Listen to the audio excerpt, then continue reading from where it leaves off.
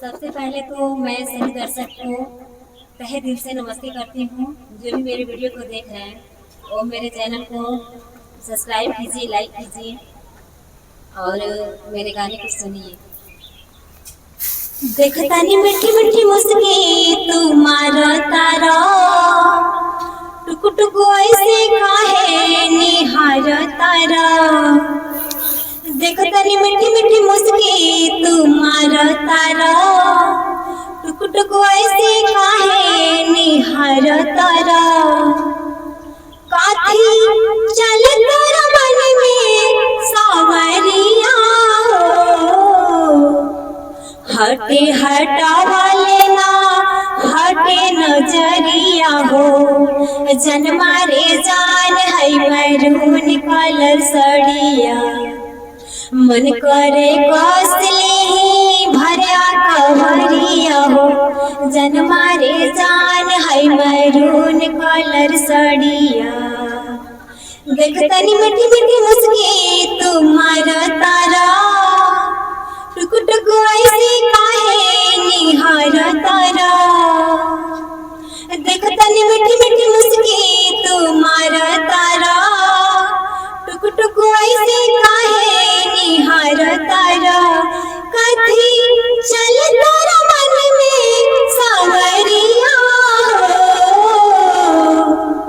हटे हटावा लेना हटे नजरिया हो।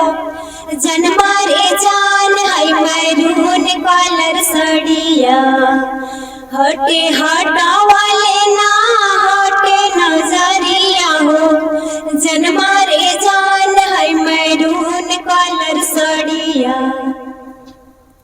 मारिया बिजली तू ढाह तारू, दिलवा प हमारा हो आपन डोलाई के कमरिया। हवे नैना तोहर लुटेरा निरखेला कमर के घेरा। हवे नैना तोहर लुटेरा निरखेला कमर के घेरा। उठे अजब गजब के नासा जनिए से मतिया फेरा। सच हो के कर लो मस्करिया हो, सच हो के कर लो मस्करिया हो। हटे हटावा लेना हटे नजरिया हो। जन्मा रे जान है मैरून कलर सड़िया, हटे हटावा लेना हटे नजरिया हो। जन्मा रे जान है मैरून कलर सड़िया। लागल बा फाल पिको लहरे झलरिया हो, लागल बा फाल पिको लहरे झलरिया हो। जन्मा रे जान है मैरून कलर सड़िया, जन्मा रे जान है मैरून कलर सड़िया।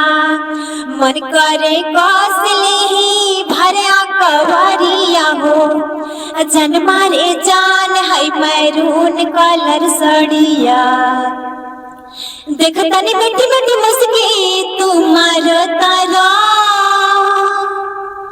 देखतनी मीठी मीठी मुस्की तुम्हारा तारा।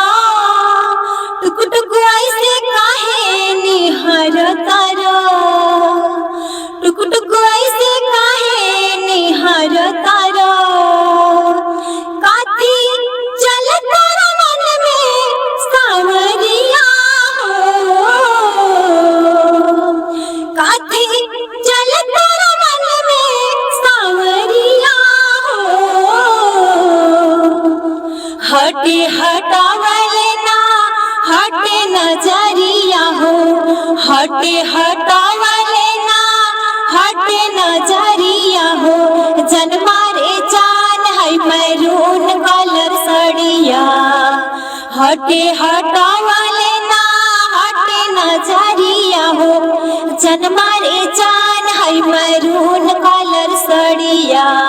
मन करे कौसली भरिया कवरिया हो।